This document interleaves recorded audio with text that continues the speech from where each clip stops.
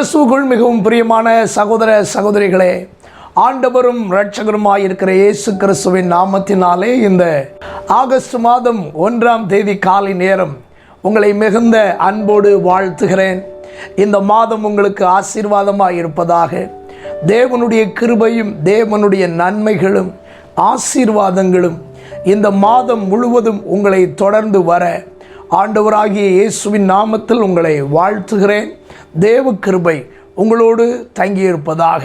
இந்த மாதத்திற்காக ஆண்டுடைய வேதத்திலிருந்து ஒரு ஆசீர்வாதமான வசனத்தை நாம் வாசிக்க கேட்போமா? மத்தேயு எழுதின சுவிசேஷம் 9வது அதிகாரம் 29வது வசனத்தின் பின்பகுதி. உங்கள் விசுவாசத்தின்படி உங்களுக்கு ஆக கடவது என்றார். பிரியமான தேவனுடைய பிள்ளைகளே, இந்த மாதத்திற்காக நாம் தியானிக்க போகின்ற செய்தி உங்கள் விசுவாசத்தின்படி உங்களுக்கு ஆக கடவது.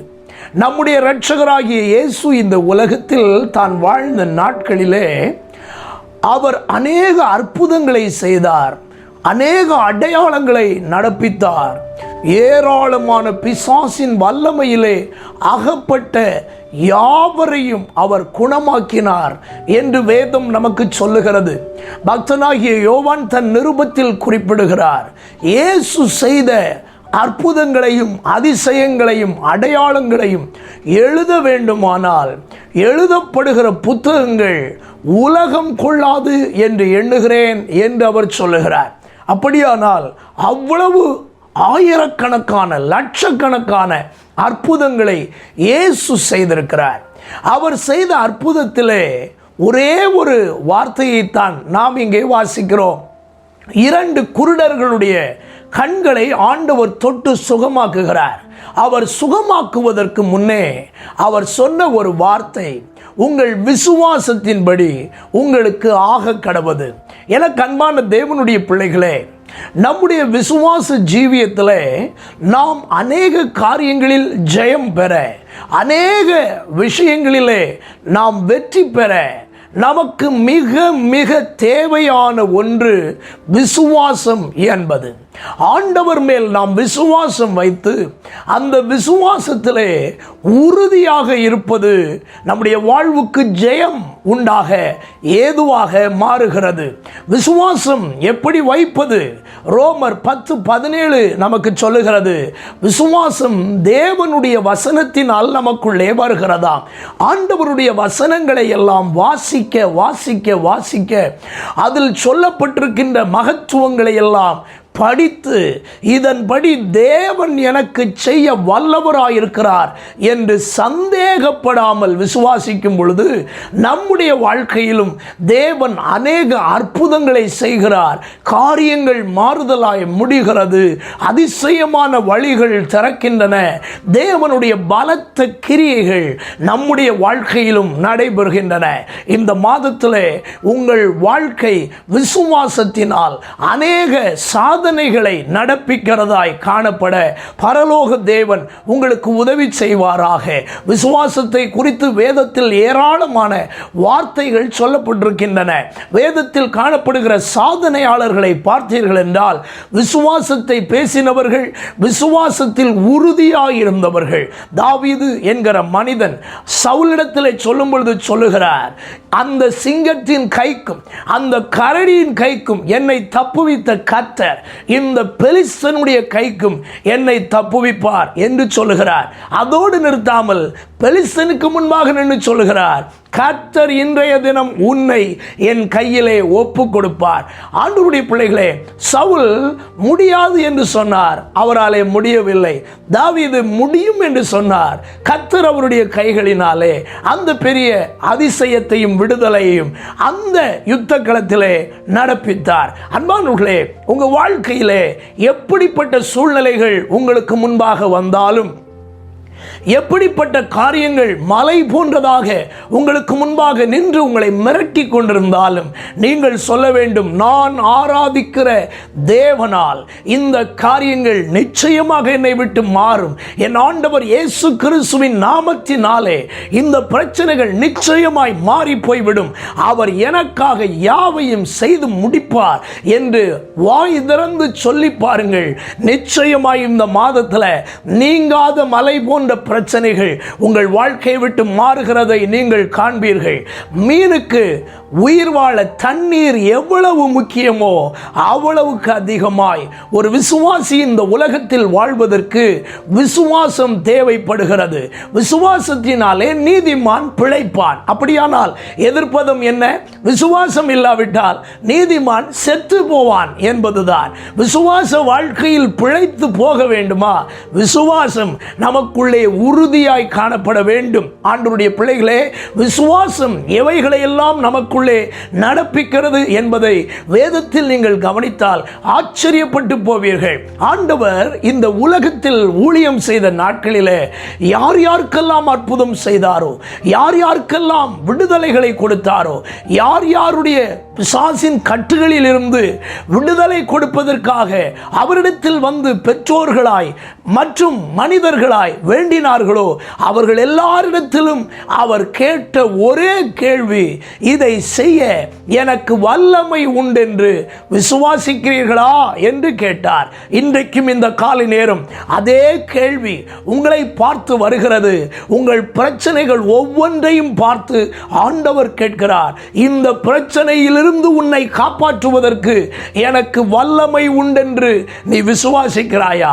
நீ அனுபவித்துக் கொண்டிருக்கிற இந்த பெரிய சோதனைகளில் இருந்து உன்னை காப்பாற்ற எனக்கு வல்லமை உண்டென்று விசுவாசிக்கிறாயா?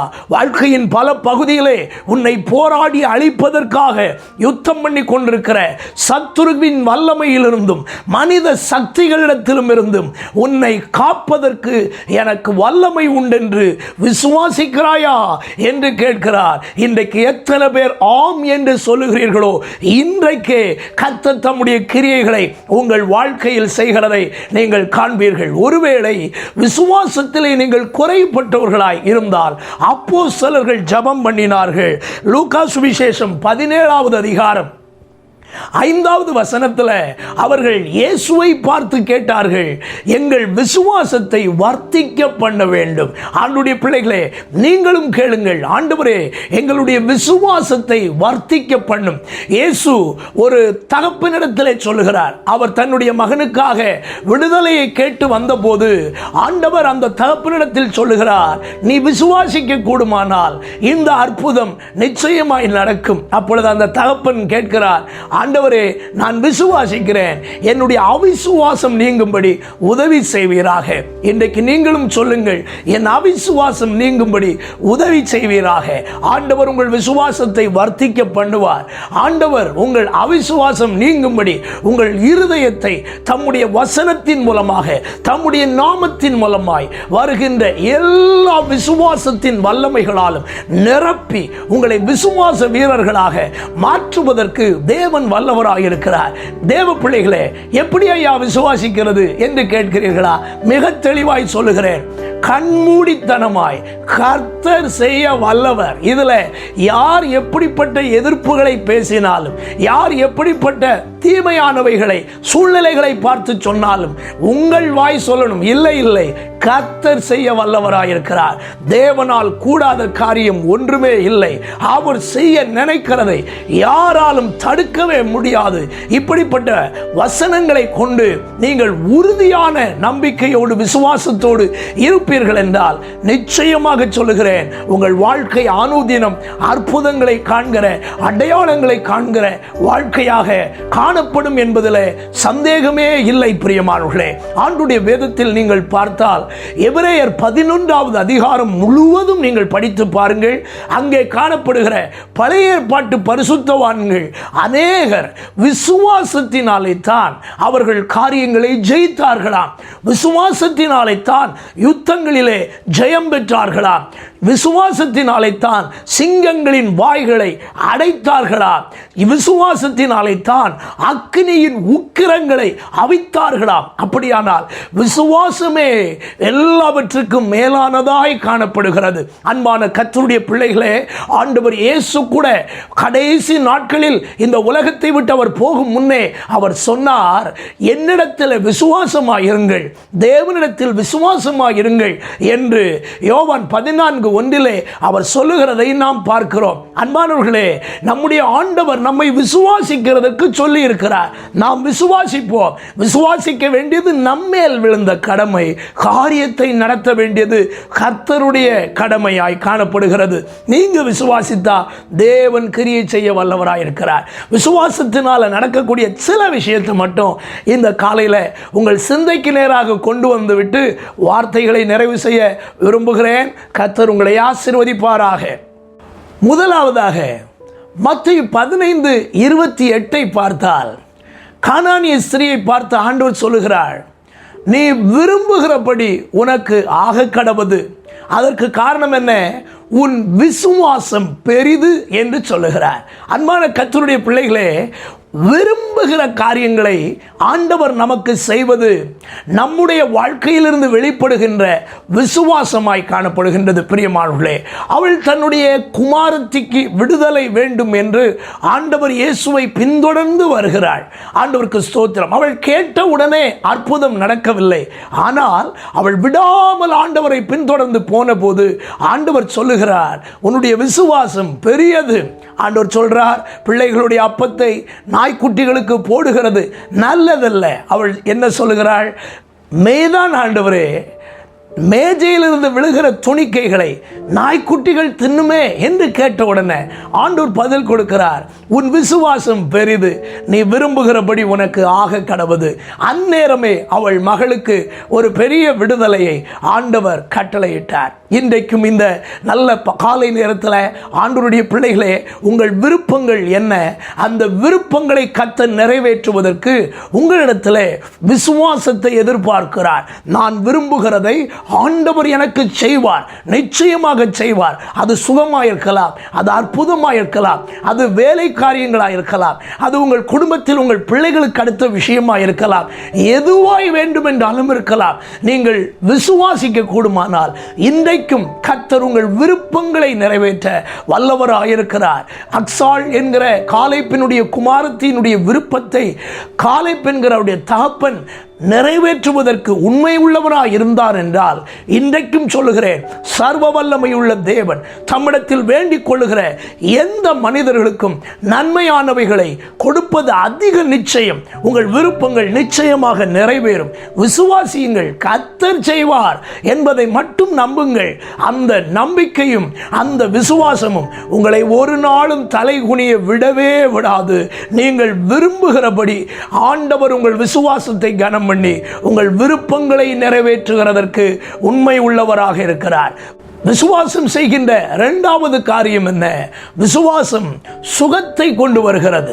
மத்தேயு எழுதின சுவிசேஷம் 9வது அதிகாரம் அதனுடைய 22வது வசனத்தை நீங்கள் கவனிப்பீர்கள் என்றால், பெரும்பாடு உள்ள ஒரு ஸ்திரீ ஆண்டவரால் சுகமாக்கப்படுகிறாள். விசுவாசத்தோடு போய் அவருடைய வஸ்திரத்தின் ஓரத்தை தொட்டால் ஆகிலும் சொஸ்தமாவேன் என்று அவள் போய் தொடுகிறாள். ஆண்டவர் திரும்பி பார்த்து கேட்கிறார், என்னை தொட்டது யார் என்று கேட்கிறார். என்னிடத்திலிருந்து வல்லமை புறப்பட்டதை அறிந்திருக்கிறேன் என்று சொல்கிறார். அந்த ஸ்திரீ ஆண்டவரிடத்தில் நடுங்கி திகைத்து அவள் தான் செய்த காரியத்தை சொல்கிறாள். அப்பொழுது ஆண்டவர் சொன்ன வார்த்தை, ஸ்திரீயே, உன் விசுவாசம் பெரிது, உன் வேதனை நீங்கி சுகமாயிரு என்று மார்க்கு சுவிசேஷம் 5வது அதிகாரத்தில் இயேசு சொல்லுகிற வசனத்தை நாம் பார்க்கிறோம். மத்தேயுல விசுவாச விசுவாசத்தினால் சுகம் உண்டாயிற்று. ஆனால் மார்க்கில் சொல்லும் பொழுது உன் வேதனை நீங்கி சுகமாயிரு என்று சொல்லுகிறார். சமாதானத்தோடு போ என்று ஆண்டவர் சொல்லுகிறார். பாருங்கள், நீங்கள் விசுவாசத்தோட உங்கள் வியாதிகள் நீங்கும் என்று நம்பி கர்த்தருடைய சமூகத்தில் நீங்கள் ஜெபித்தால் நிச்சயமாய் சொல்லுகிறேன், உங்களுக்கு ஒரு சமாதானத்தை ஆண்டவர் கட்டளையிடுவார். உங்கள் வாழ்க்கையில் இருக்கிற வேதனைகளை அவர் நீக்குவார். உங்களுக்கு சுகத்தை கர்த்தர் கட்டளையிடுவார். இன்றைக்கு பலவிதமான வேதனைகளோடு இருக்கிறீர்களா? சரீரத்தில் பலவிதமான வேதனைகள் உங்களை வாட்டி வதைக்கிறதா? நாடி நரம்புகள், எலும்புகள், தசைகள், ஒவ்வொரு பகுதிகளிலும் வலிகள் உங்களை போட்டு படுத்தி கொண்டிருக்கிறதா? இன்றைக்கு இயேசுவின் நாமத்தில் சொல்கிறேன், அந்த வலிகளும் அந்த வேதனைகளும் நீங்கள் விசுவாசித்தால் இப்பொழுதே அன்றைக்கு பெரும்பாடுள்ள ஸ்திரீயினுடைய வேதனையை நீக்கின அதே இயேசுவின் வல்லமை உங்கள் சரீரத்தில் பாய்ந்து உங்கள் வேதனைகளை நீக்குவதற்கு வல்லமை உள்ளதாயிருக்கிறது. உங்கள் சுகத்தை அவர் விரும்புகிறார். நீங்கள் ஆரோக்கியம் உள்ளவர்களாக வாழ்வதற்கு அவர் விரும்புகிறார். நீங்கள் ஆரோக்கியமாய் இருக்க வேண்டியது அவருடைய சித்தமாய் காணப்படுகிறது. இந்த பலவீனம் நீங்குமா என்று சந்தேகப்படாதிருங்கள். இந்த வலிகள் நீங்குமா என்று சந்தேகப்படாதிருங்கள். இன்றைக்கே தேவன் தம்முடைய வல்லமையை அனுப்பி உங்களை சுகமாக்குவதற்கு அவர் போதுமானவராக இருக்கிறார். விசுவாசிப்பீர்களா? உங்கள் வேதனைகள் இன்றைக்கு நீங்கியே போய்விடும். சமாதான கேடோடு இருக்கிறீர்களா? வியாதியின் நிமித்தம் சமாதானம் இல்லையா? வியாதியின் நிமித்தம் மனதை போட்டு வருத்தி கொண்டிருக்கிறீர்களா? இன்றைக்கு உங்கள் வியாதி நீங்கும்படி ஒரு அற்புதத்தை இயேசு செய்ய வல்லவராயிருக்கிறார். நீங்கள் விசுவாசிப்பீர்கள் என்றால் கர்த்தருடைய விடுதலையின் வல்லமை இப்பொழுதே நீங்கள் இருக்கிற இடத்துல உங்கள் சரீரத்துக்குள் பாய்ந்து உங்களை சுகமாக்குவதற்கு வல்லமை உள்ளதாக இருக்கிறது. இந்த காலை நேரத்தில் அவருடைய அற்புதங்கள் உங்களுக்கு போதுமானவைகளாக காணப்படுகின்றன. விசுவாசியுங்கள். தேவன் என்னை சுகமாக்குவார். தேவன் என் வேதனைகளை நீக்குவார். தேவன் என்னை ஆரோக்கியம் உள்ள மனிதனாக மாற்றுவார் என்று நம்புங்கள். கர்த்தர் உங்களை ஆசீர்வதிக்க வல்லமை உள்ளவராக இருக்கிறார். விசுவாசத்தினால் நடக்கின்ற மூன்றாவது காரியம் என்ன? மார்க் 16:17 வாசிக்கிறோம், விசுவாசிக்கிறவர்களால் நடக்கும் அடையாளங்கள் அவன. என் நாமத்தினாலே சாசுகளை துரத்துவார்கள், என் நாமத்தினாலே வியாதியஸ்தர் மேல் கைகளை வைப்பார்கள், அப்பொழுது சுஸ்தமாவார்கள். அப்படியானால் விசுவாசம் உங்களுக்குள்ளே இருந்தால் உங்கள் ஆவிக்குரிய மண்டலங்களிலே போராடுகிற சபிக்கப்பட்ட வல்லமைகளை எல்லாம் துரத்த முடியும். சிந்தை மண்டலங்களில் போராடுகிற ஆவிகள், சமாதானத்தை கெடுக்கிற ஆவிகள், மந்திரவாதிகளுடைய வல்லமை, சூனியக்காரர்களுடைய வல்லமை, ஏவலின் கிரியைகள், உங்கள் குடும்பங்களுக்கு விரோதமாய் நிற்கின்ற சாத்தானுடைய வல்லமைகள் எதுவாயிருந்தாலும் சரி, எல்லாவற்றையும் நீங்கள் துரத்த முடியும். நீங்கள் துரத்தினால் அவைகள் நிச்சயமாய் போய்விடும் என்கிற விசுவாசம் உங்களுக்குள்ளே உண்டாகி நீங்கள் துரத்தும் போது அந்த வியாதியினுடைய காரணமாக இருக்கிற அந்த அசுத்த ஆவிகள் உங்கள் வாழ்க்கையை விட்டு பரிபூர்ணமாய் விலகி போகிறத உங்கள் கண்கள் காணும். சாத்தானை பார்த்தும் அசுத்த ஆவிகளை பார்த்தும் பிசாசின் வல்லமைகளை பார்த்தும் கட்டளையிடுங்கள், விலகி போ, இனிமேல் இங்கே நுழையாதே, இங்கே கிரியை செய்யாதே என்று எந்தெந்த இடத்துல சத்துருவின் கிரியைகளையும் போராட்டங்களையும் காண்கிறீர்களோ அவைகளை துரத்துங்கள். நிச்சயமாய் உங்கள் விசுவாசத்தின்படி உங்களுக்கு ஆகும்படி கர்த்தர் கிரியை செய்ய வல்லமை உள்ளவராக இருக்கிறார். நான்காவதாக, விசுவாசத்தினாலே உங்கள் ஜெபங்களுக்கெல்லாம் பதிலை பெறுகிறீர்கள். ஆண்டவர் இயேசு பேசும் பொழுது மத்தேயு எழுதின சுவிசேஷம் 21வது அதிகாரம் 22வது வசனத்திலே இயேசு சொல்லுகிறார், விசுவாசம் உள்ளவர்களாகி ஜெபங்களில் எவைகளை எல்லாம் கேட்பீர்களோ அவைகளை எல்லாம் பெறுவீர்கள். அப்படியானால் ஜெபம் பண்ணும்போது விசுவாசத்தோட ஜெபம் பண்ணுங்க. எங்க நடக்கும் அப்படின்னு யோசிக்காதுங்க, எப்படி நடக்கும் அப்படி யோசிக்காதுங்க, இதுக்கெல்லாம் எனக்கு தகுதி இருக்கிறதா அப்படி நினைக்காதுங்க. நம்முடைய தகுதியை பார்த்து நம்மை ஆசீர்வதிக்கிறவர் அல்ல நம்முடைய ஆண்டவர். நம்முடைய விசுவாசத்தை பார்த்து நம்மை கனம் பண்ணி நம்மை ஆசீர்வதிக்கிறவர் நம்முடைய ஆண்டவர். ஆகவே விசுவாசத்தோடு ஜெபிக்கிற ஜெபம் உங்களுக்கு பதிலை கொண்டு வருகிறது. உங்களுடைய விசுவாசம் நிறைந்த ஜெபத்திற்கு மகிமையான மாற்றங்களை தேவன் கட்டளையிடுவார். ஆகவே தான் லூக்கா 18 1 முதல் 8 வரை உள்ள வசனங்களிலே சோர்ந்து போகாமல் எப்பொழுதும் ஜெபம் பண்ண வேண்டும் என்பதை குறித்து அவர்களுக்கு ஒரு உவமையை சொல்லிவிட்டு கடைசியில் கேட்டார், ஆனாலும் மனுஷகுமாரன் பூமியில் வரும் பொழுது விசுவாசத்தை காண்பாரோ என்று கேட்டார். அன்பானவர்களே, அந்த விசுவாசம் இல்லாத சந்ததிகளாய் நாம் மாறாதபடி விசுவாசம் உள்ளவர்களாய் ஜெபம் பண்ணுவோம். நம்முடைய விசுவாசத்தை கனம் பண்ணி நமக்கு பதில் தருகிற கர்த்தர் விசுவாசத்திற்குரிய பலனை தந்து நம்மை நிச்சயமாக ஆசீர்வதிப்பார் என்கிறதிலே சந்தேகமே இல்லை. இன்னும் யோவான் சுவிசேஷம் 11வது அதிகாரத்தில் நீங்கள் படித்தால் மார்த்தாளோடு ஆண்டவர் சொல்லும் பொழுது சொல்கிறார், நீ விசுவாசித்தால் தேவனுடைய மகிமையை காண்பாய். இன்றைக்கும் இந்த காலை நேரத்தில் ஆண்டவருடைய பிள்ளைகளை பார்த்து திரும்ப திரும்ப ஆண்டவர் சொல்ற வார்த்தை, உங்கள் விசுவாசம் உங்களுக்கு அற்புதங்களை நடப்பிக்கும். உங்கள் விசுவாசத்தின்படி உங்களுக்கு ஆக கடவது. இந்த காலை நேரம் உங்களுடைய கையிலேத்தான் மீதி உள்ள காரியங்கள் இருக்கிறது. விசுவாசிக்க போகிறீர்களா? விசுவாசம் இல்லாமல் இருக்க போகிறீர்களா? அது உங்களை சார்ந்தது. இந்த ஆகஸ்ட் மாதம் கர்த்தர் உங்களை பார்த்து பேசுகிறார். உங்கள் விசுவாசத்தின்படி உங்களுக்கு ஆக கடவது. விசுவாசியுங்கள். இந்த மாதம் முழுவதும் பெரிய அற்புதங்களை காண பரலோக தேவன் உங்களுக்கு உதவி செய்வாராக. நாம் ஜெபிப்போமா?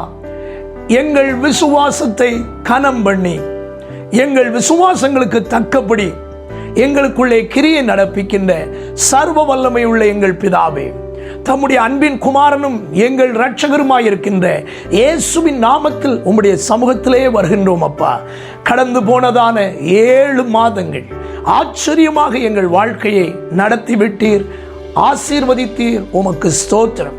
இந்த 8வது மாதத்திலேயும் கர்த்தருடைய வல்லமை நிறைந்த கிரியைகளை நாங்கள் காணும்படியாக இந்த காலை நேரம் விசுவாசியுங்கள் என்று பேசினீங்களே, நாங்கள் ஒவ்வொருவரும் இந்த மாதத்திலே விசுவாசத்திலே வல்லவர்களாய் மாறி விசுவாசத்தினாலே வருகின்ற விடுதலைகளையும் ஆசீர்வாதங்களையும் சுகங்களையும் ஆண்டவரே நன்மைகளையும் நாங்கள் அனுபவிக்க பரலோக தேவன் எங்களுக்கு உதவி செய்வீராக.